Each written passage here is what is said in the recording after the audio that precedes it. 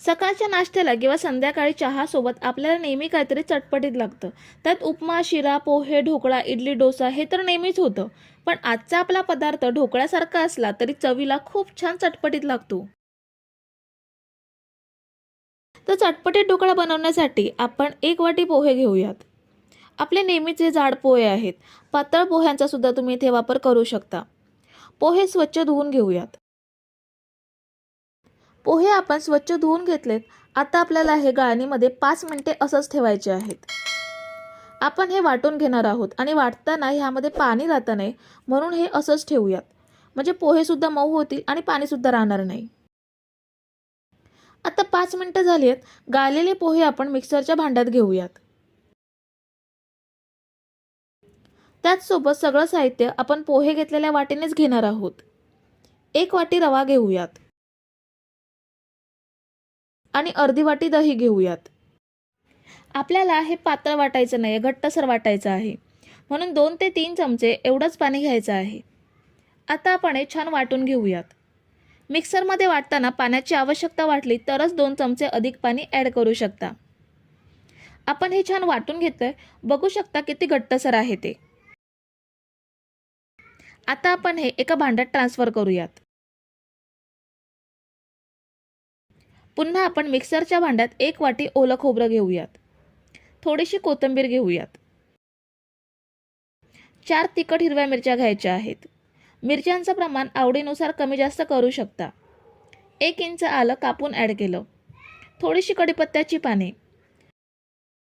2 चमचे लिंबाचा रस घेऊयात. मीठ घेऊयात.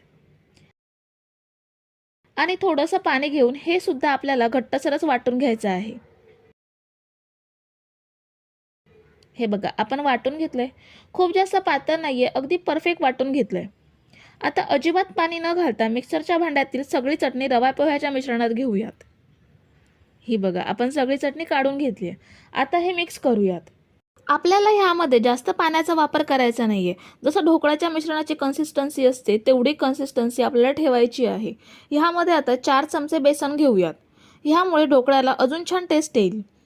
हे सुद्धा मिश्रणामध्ये छान मिक्स करून घेऊयात. आता सगळं साहित्य आपण मिक्स करून घेतलंय.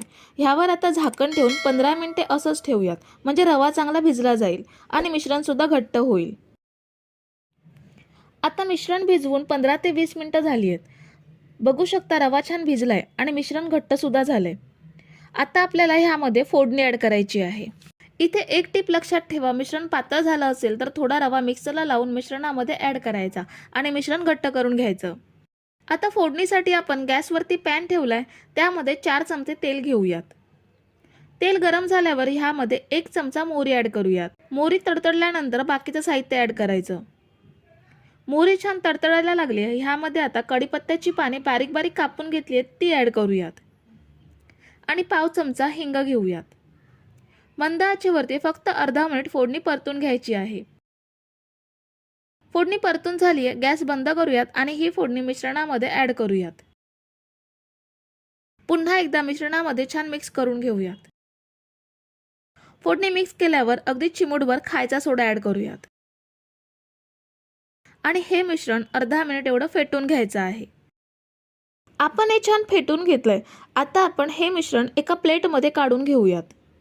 मी अशी एक प्लेट घेतली आहे. ह्याला तेल लावून घेतलंय, ज्यामुळे ढोकळा इझिली वेगळा होईल. आता ह्यामध्ये बनवलेलं मिश्रण घेऊयात. मी हे 2 बॅचमध्ये वाफवून घेते. तुम्ही जर मोठी प्लेट घेतली असेल तर एकत्र वाफवून घेऊ शकता. मी इथे अशी पसरट कढई घेतली आहे. त्यामध्ये 1 वाटी ठेवून त्यामध्ये सुद्धा पाणी घेतलंय. आता आपण प्लेट ठेवूयात आणि झाकण ठेवून हे 20 ते 25 मिनिटे वाफवून घेऊयात.